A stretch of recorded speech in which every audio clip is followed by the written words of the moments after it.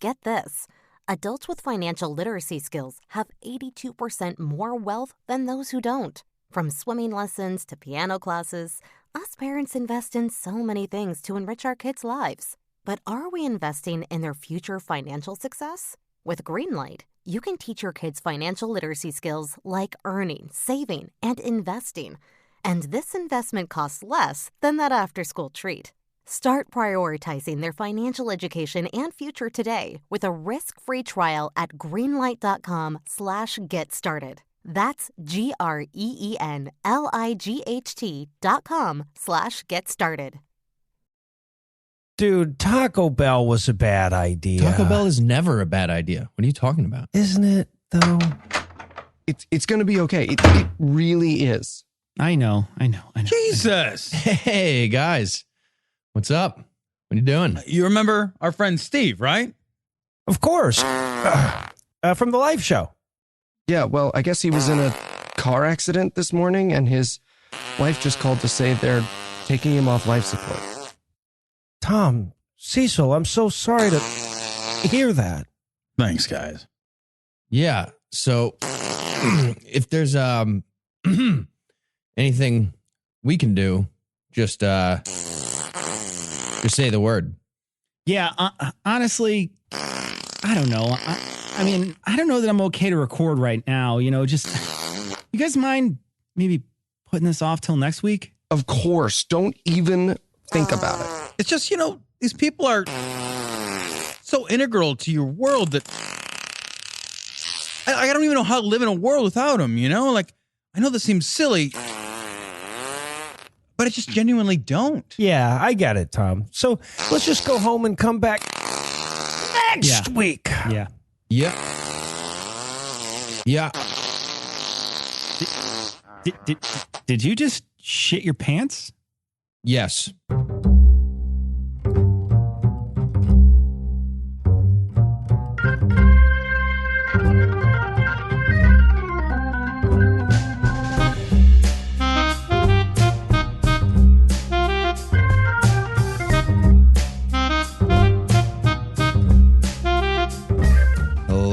Welcome to Citation Needed, a podcast where we choose a subject, read a single article about it on Wikipedia, and pretend we're experts, because this is the internet, and that's how it works now. I'm Heath, and farts are funny. Sure hope so. Joining me tonight is our usual panel of man-children. First up, three boys who looks good when they back that gas up. Please welcome Noah, Cecil, and Tom. Hey, I'll tell you what, before I came along, it didn't even make sense for the word to end in art, okay? And I'm the methane man of the Poo-Tang clan myself. And I've been backed up so long I've begun to ferment. Seriously, guys, I'm in a lot of trouble. I need some help. And Eli is also here. He is. Eli. See, I knew I never should have taken my butt pads out in front of you. This changes everything. Always does. And before we get started, we'd like to give a big thanks to all of our patrons who do not hate Native American people. And if you agree, think about donating. Apropos of nothing, I live about 10 minutes away from Covington Catholic, and I'll do almost anything for money. And with that out of the way, tell us, Tom, what person, place, thing, concept, phenomenon, or event are we going to be talking about today? Distressingly enough, today we'll be talking about Le Petomane. And Eli, you grossly misread the article. Are you ready to make up stuff and get corrected? I tried my best, and that's all that matters, Heath. Nope. No, it's not at all. Oh, none of that. Internal side note, when Eli wrote that in his notes, he wrote, I'm tried my best, so take everything with a grain of salt. Big grain of salt. All right. Eli, so who was Le Petomane? Well, he was a French showman, star of the Moulin Rouge, entertainer to kings and commoners. Eli? He was a professional farter. He farted There it is. on his There it shows. is. Oh, Jesus Christ. Now, before I get into the details of Le Petomane, Nope. it would behoove us to mention I that just said it moments flatulism, ago. or the flatulist arts, or professional farting, has a long and storied history. Noah, Am I doing this right? The side note thing? But no, you haven't brought up the Etruscans at all. You spelled behoof, and you wrote that in the notes for me before I wrote the I'm thing above that. So no, I don't think so. Well, I tried. Did you, though? No. Okay. Nope. No. Professional farting is an ancient profession with references dating back to ancient and medieval times. Is it? Yes. Yes. In his work, City of God, none other than reliable historian Saint Augustine mentions performers That's who good. had, quote, such command of their bowels that they can break wind continuously at will so as to produce the effect of singing, end quote. Oh, come Okay, on. literally citation needed. It says citation needed right after this claim in the article. Then the article tries to claim somebody witnessed this phenomenon and that it's confirmed in an essay, at which point it literally says, which fucking essay, liar, Eli Bosnick is a liar. I thought that the citation needed just meant that, like, hey, this is good for your show. I was like, what? Read our show. So Eli, I followed up on this. Nothing surprises me less. With my own copy of City of God.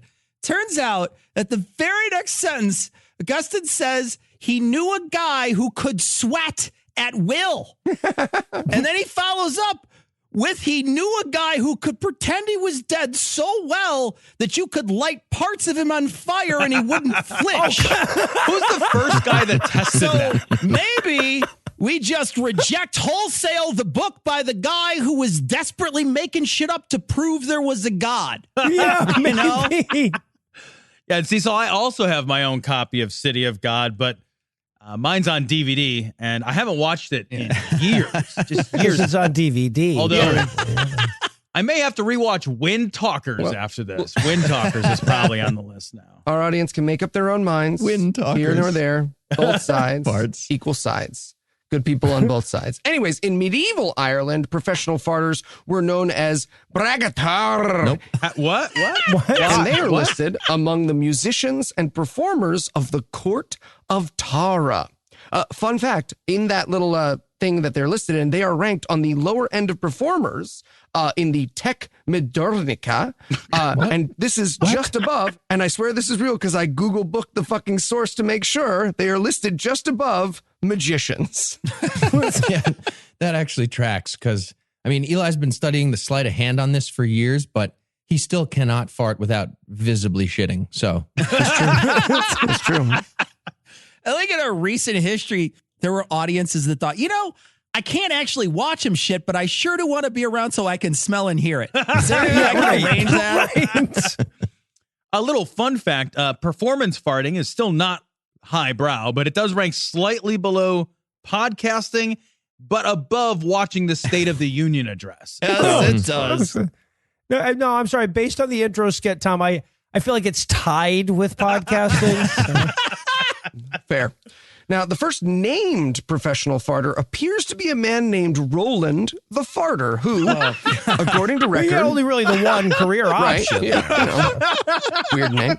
Who, according to record, was awarded Hemmenstone Manor in Suffolk and 30 acres of land in return for his services as jester to King Henry II, where he performed unum saltum et syphilum et unum bumbulum, or for the uneducated, one jump, one whistle, and one fart, every year at Christmas. Jumpin' Jack Flash, he's got gas. This seems like a dangerous way to have to make your living. Like you wake up the morning of that big performance, you stretch, relax just a little too much. Boom, 40 seconds later, you're deflating rapidly, zipping around the room, careening off the walls. It's a dangerous profession. Now, professional farting wasn't just a Western phenomenon. Flatulists are also listed in the Nikoku as hapiri otoko, or farting men, and are depicted on ancient scrolls from the Edo period in the midst of, and I am not making this up, you can Google it, hegassen, or fart contests. These contests, as far as we can tell, involved farting on your opponents, fanning your opponent's farts back at them, and farting a cat off of a horse. Okay, so I Googled that. You suggested maybe we could Google that, and no. Don't do that. It's none of that Don't stuff. ruin this for me. It's not. Nope. And everyone at home. So there's one single scroll. Boo. One scroll, Nerd. not a number of them. And its title is Haygassen, which does mean fart competition. Forward 30 seconds. Hit the button. It's a political cartoon about social change, not a piece of sports journalism about literal farting tournaments. So, yeah. Let's be perfectly clear about this. The precedent that's been set now, we're using seriously Google it bluffing at this point. That's part of the show. Yeah, right. What I'm saying is that nobody knows. You weren't in Japan. He was in I Japan, was. though. And you know what, Heath? You know what? For me, it's about ethics in farting journalism. That's what it's about for me. Thing.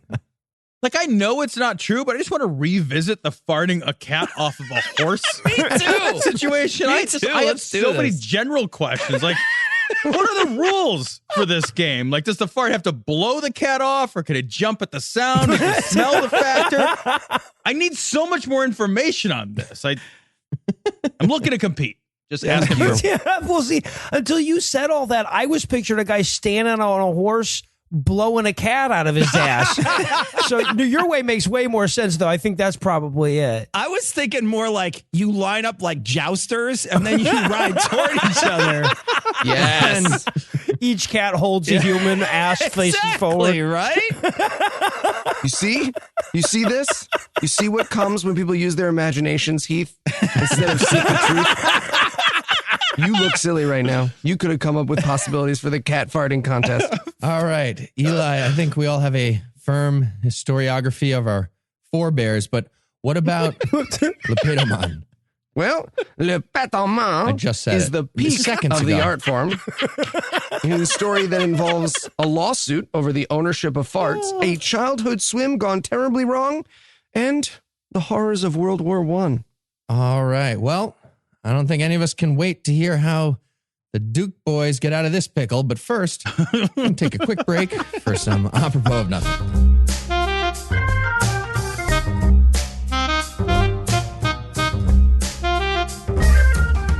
Hello, everyone. It's me, the world-famous farter, Le Petomane. I hope you're enjoying my very own episode of Citation Needed. But while you are here, why not pick up my very first solo album, Petomane Farts the Classics, with hits like My Fart Will Go On.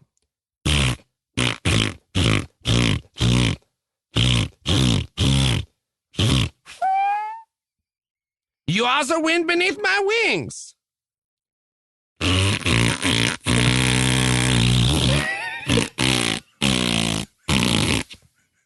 Or want something upbeat? How about Don't Go Breaking My Fart? This is our podcast. I am never quitting And my of job for course- this show. This is The Ghostbusters theme song. we edit this for content. Somebody kill me. I don't want to do this anymore. Oh my God, I used to be a proud man. Le Petomane Farts the Classics. Now on iTunes. Cecil and Tom have master's degrees.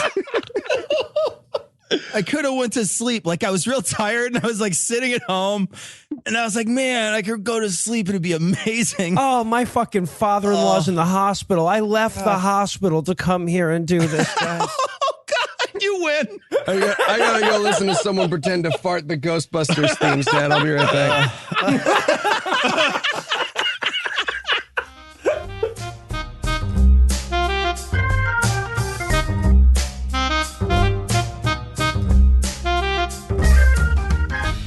And we're back. We are also allowed to vote. So something clearly went terribly wrong. So, for real this time, Eli, who was Le Petomane? Born in 1857, the son of a comfortable family of Catalan stonemasons, Le Petomane's real name was, again, not joking, Joseph Pujol. Now, some pronounce the name with a silent J, Pujol, but they That's not silent. are ruining my jokes. And So also, that's not silent. Yeah, that's definitively not silent. But It's yeah. very much less silent than Yeah, what you were it's saying. like opposite of silent. You said it. You said it. it's like the You said the it's like the silent K thing. in knife. You go knife, right? Yep, that's what it is. So what you're saying, Eli, is that he came from a long line of people who laid bricks for a living. Got it. Exactly. Now, he first discovered his talents at the age of 10 while on a seaside trip with his family. According to an article written about him, first published in Lounge magazine. Wait, he was 10? He didn't know he could fart before he was 10? What the fuck? Can we get back to Lounge magazine? Like, what the fuck is in Lounge magazine? Just like pictures of people reclining and then reading magazines? Articles about 10-year-olds farting, apparently. This article.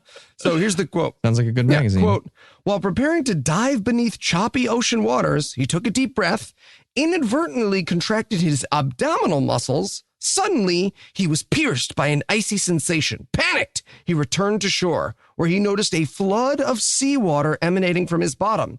He eventually realized that, unlike other boys, he could suck water up his hind end at will and then project it out with frightful force. Jesus, Eli. A French proctologist would later record a record 5-meter spout from the adult Pujol. End quote. This proctologist gives me faith in humanity. Some guy shows up asking if his rectum might be unhealthy, and the doctor's like, well, I'll need to know how many meters high you can spout water from your ass. 5? Did you say 5 meters? Great. Okay, I'll be right back. I'm just going to get those tests. I'm not about to start a betting pool with the whole office about how many meters it is. It's a test thing. He's getting gigs on the weekend as the base of a chocolate fountain. Oh, Jesus. Okay, just to be clear, this guy can, at a whim, suck objects into his own anus. Like, he's the only guy who can give oral anal. Well, he's the only one that we know about yet, Tom. But to be fair, I didn't realize I was looking until just this minute. So Now, as anyone who had the nickname Chunk for most of their life will tell you, this made young Joseph tremendously popular. Or maybe he had a really cool personality. There's a lot of different reasons. You don't know Yeah, but what it was. either way, he's still lonely on the inside. Okay. I can squirt water out of my belly button while I do the truffle shuffle like 5 meters in the air. Live show. So, according to the same article, it was said of the young Pujol that he could, quote, wash your walls with just a bucket and a squat, end quote. I don't Wow. think so. I'm thinking that should be a negotiation point for Nancy Pelosi. That's That's the world's only power washer that gives things more patina. Also known as the inventor of the squatty potty. That's just that's his thing now. It's true. But like all great artists, Pujol honed his craft and soon learned he could suck up air as well. By varying the force at which he pushed air out, he could produce notes of various tones and qualities. He quickly incorporated this into his repertoire of entertainments and was known to serenade his classmates and friends. Is there a song that you start out practicing when you like just get started, like Chopstinks? hot sauce buns. Stinkle, stinkle, little star. This part of the story, at least I believe, like a kid with an ass harmonica would be the belle of the ball. Right. So after school, Pujol entered the army, where he earned his nick and later stage name, Le Petomane, which translates Why are you loosely doing to that? the fart maniac. I'm fluent, Tom. I can't help it. He's a maniac. And he's doing the flash dance routine the whole time he's holding his butt like a little kid trying to do the poopy dance, you know? Yeah, he actually was also the original wind source for that Memorex commercial. One take, though. One take. Wow. And to think that, like, until now, I was indifferent about the fact that he drinks the wine at the end. But now, whole different thing. Now, after his military service, he returned to Paris, where he tried to work as a baker and trombonist with his mouth, but nothing took. Eventually, he developed an act towards his real talents, of course, and in 1892, he premiered on stage at the one, the only, Moulin Rouge. I just love that for a time he tried to pretend that, like, this wasn't what he was going to do for a living, Yeah, no right? Like he kidding. knew this. He's like, maybe I could be a trombonist. Like a 4-year stage of I'm more than just farts, you know. It's I see why Eli picked the topic, is what I'm saying. Thank you. You get it. Rusty trombonist. Yeah. So, what exactly did he do for his act, though? Like, I mean, how long is farting funny? Well, so far about 4 years, Heath. Don't jinx it. But for Le Petomane, his act was 90 minutes long. What? Yeah. I don't even understand your question, Heath. Like, is there a time to come when maybe farting won't be funny? Because I don't want to live in those times.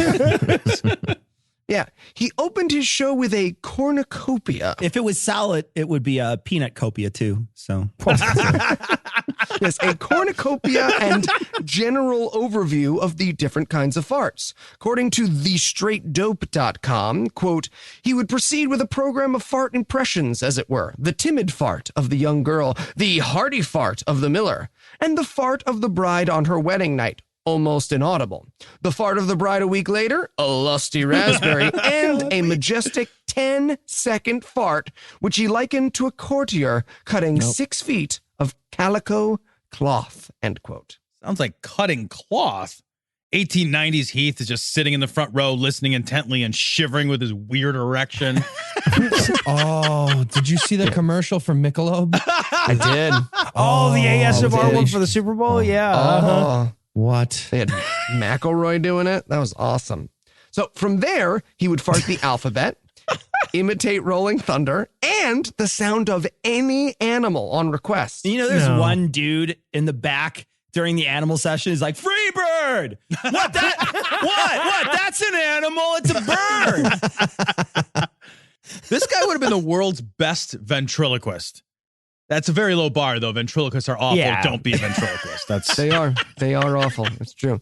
He then went on to do celebrity impressions and, of course, play musical instruments using his derriere. Okay, if he could do impressions, but like of the smells, I'd be impressed. Right? Ladies and gentlemen, this one is Courtney Love. Or I'm thinking like impressions of like your evening, but like as an improv thing, like, all right, everybody shout them out. I heard, what did I hear? I heard Jaeger bombs, cocaine, and Waffle House at 5 a.m. Got it. like I said, Courtney Love. Here we go, guys. Yeah. This guy seriously has the best this one time at band camp story ever. This is, I love the thought of like his Salieri, right? There's just like some bitter dude in the back row going like, I've been doing this fart impression of Henry Cabot Lodge for years, and I can't even suck water into my ass. But whatever. No, it's fine. No, he's great. He's amazing. Fart impression. Fucking brilliant. And then, for his finale, he would blow out a candle across the stage and then smoke a cigarette to celebrate from both ends at the same time. And then he died of ass cancer. Oh, Jesus. I used to be impressed with a ping pong show. Like, this guy just upped the ante significantly. Right? All right, Eli. So, like, how popular was he? What are we talking on Patreon? He was racist white guy who gets paid to tell other racist white guys it's because they're so smart level successful on radio. Yeah. He sold out houses at the Moulin Rouge for 3 years. And his audience included Edward, Prince of Wales, King Leopold II of the Belgians, and Sigmund Freud. Wait, 3 years? Jesus, like the Blue Man Group of its time. Is someone throwing marshmallows in his ass from across the stage? Just gobbling them up. Whoomp, whoomp, whoomp. Yes. You smoked the whole bag. I'm full now. I'm really full now. No, Eli, you could take Freud off the list. Like, that's like impressive or something. Because I think catching Freud with asterisks is sort of like shooting dicks in a barrel at some point, right? Right, like if he'd had to invent time travel, his audience would have included Sigmund Freud. Yeah. Yeah. So, side note, a lot of people get his act wrong. He appeared fully dressed on stage with only a very tasteful tube leading out the back of his pants. But he often held special in the nude private shows for wealthy male only audiences to prove there was, quote, no trickery in his anus. He's just like, sir, you and I have never met before. Is that correct? Great. Now, please verify this is a perfectly normal colon. No springs, no levers. Great. I'll go ahead and pass it around. Verify. He's got a tube hanging out of his ass. At halftime, he'd put hamsters in the tube and T-shirt gun him into the crowd.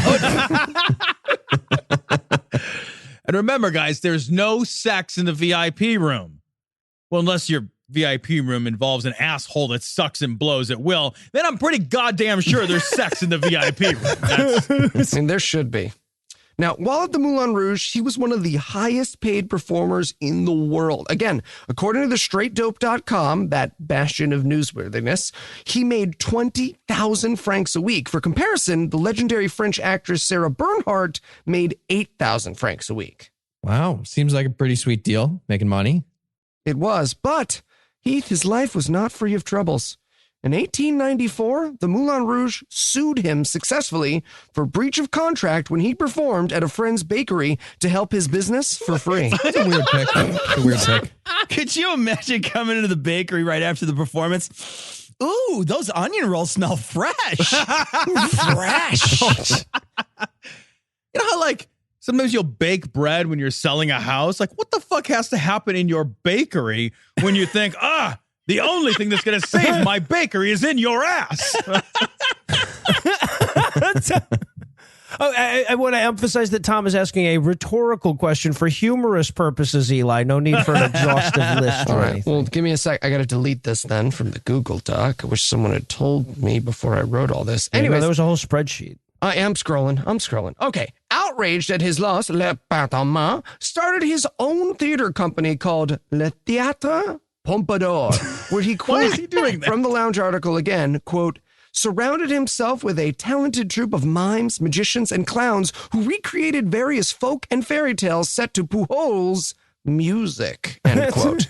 Mime does the hurricane bit. Other mimes point out he's cheating. Well, this did not sit well, as you can imagine, with his former bosses at the Moulin Rouge, who replaced him with a female impersonator who they called La Femme Petomane, and who performed via a hidden bellows under her skirt. When Pujol found out, he sued them, and the resulting trial, which sources disagree on the outcome of, was heavily covered in the press, with headlines such as, money doesn't smell, and one fart chasing the other. Come on. According to one source, when the fraud was discovered, the head of the Moulin Rouge made a public apology and retired the Imitators Act. And she actually was ordered to donate all the proceeds to his college, the Fart Institute. You know what's weird? When you're publicly embarrassed that you didn't fart. All right. So did he live happily ever after? What happens? Well, Heath, sort of. In an incredibly tragic turn of events, the horror of World War I was too much for Le Petomane, and he retired from the stage and opened a bakery in Marseille, and then later a biscuit factory in Toulon. An air biscuit factory. Yeah. Well, no, good. Ballistic missile technology was in its infancy back then. That had to hurt like hell for the guy. I get He it. died in 1945 at the age of 88. Amazing. And I'm assuming his death fart played Dust in the Wind at his own funeral. So, according to the Lounge article, quote, a Parisian medical school offered Pujol's family the sum of 25,000 francs for the privilege of exploring the late great entertainer's rectum. And though his sons would later admit that their easygoing father probably wouldn't have minded and their family could have used the money, they simply could not take such an offer under any circumstances. His eldest son, Louis, exclaimed, there are some things in this life which simply must be treated with reverence. End quote. Okay, I'll be the first one. But I'm just going to put this out there. For $25,000, you don't have to wait until I die to explore my rectum. Have at it. All right. Besides exactly what Tom just said, if you had to summarize what you've learned in one sentence, what would it be? Is it a coincidence that Heath's so eager to wrap things up after Tom named a price? You'll never know. You'll never know for sure. What did I learn? I learned that there is way too much in-depth scholarly writing on farting. I mean, I literally provided a citation on the Wikipedia page for this article. When I am dead and forgotten, my citation of an academic paper of what his theater was called will stand as a monument to my existence, Heath. A monument. All right. And are you ready for the quiz? That was a yes fart, right? Yeah. Okay. How about I start off with the question on everybody's mind? Why isn't professional farting a thing anymore? A, Right? the gas shortages of the 1970s. Is it B, listening to assholes is mostly done with podcasting now? C, fartissimo is a pun that I didn't work into the show, so I'm using it now. Or was it D, no, seriously, I'm asking for real. You said you studied this shit. Why did this art form die so prematurely? Oh, well, it's too close to my fart, so I'm going to go with B. Listening to assholes is mostly done with podcasts now. That is correct. Nice. All right, Eli, I'm clearly starting a new career. What should I use for my stage name? A, Paul Manafort. B, Rascal Flatulence. Or C, Shart Garfunkel. Ooh. Well, Heath, you are a little bit country, so I'm going to go with B, Rascal Flatulence. That is correct. Nice. That is what I should use. We're all familiar with the term shart. It's a portmanteau of shit and fart. It describes every experience, Eli, you've ever had with passing gas. What is a less common fart portmanteau? When someone asks a question and you reply with flatulence, the impart. B, when you create one so massive, it creates an alternate universe, or the counterpart. C, when you let go of one alone, but someone comes in before it's dispersed, the worrywart. Or D, one so strong it bars entry, or the stalwart. Well, as a man who has a dog and now never has to worry about C again, I'm going to go with B, the counterpart. You are maybe right. I don't know. Correct. All right. Yep. Sure. Nailed it. All right. Eli, I noticed that there was no news on Le Petomane's love life. Thank you, Tom. Tom No gets problem. I it. got your back, buddy. Petomane Why book. is this? A, with an ass like that, what does he need a woman for? And A. That it is A. You only need one answer, and it's the A. Well Sure. done. Eli, you went 4 for 4. You are the winner. Fantastic. Well, with my history of scholarship, there's only one person who can follow it.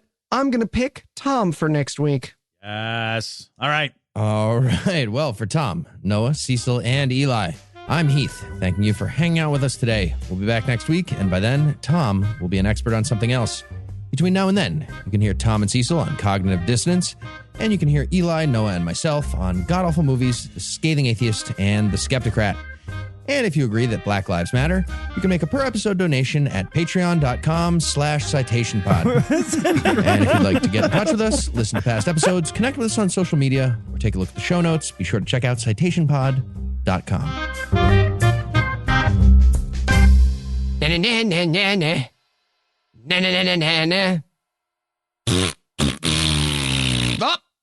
Shut myself. That one's for the blooper reel. Did you guys get that one?